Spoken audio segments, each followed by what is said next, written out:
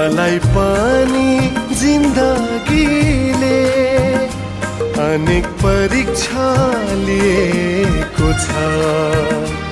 जति बुझ्न खोजे पनि नबुझ्ने पीडा दिएको छ।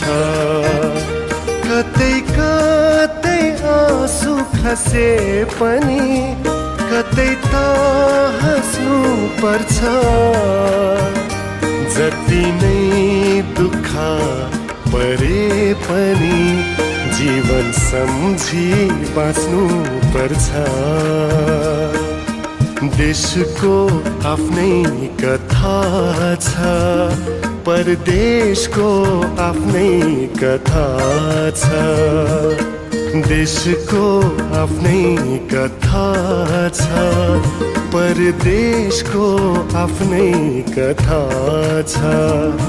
कोही छैन सन्चो यहाँ, हरेकको आफ्नै व्यथा छ, हरेकको आफ्नै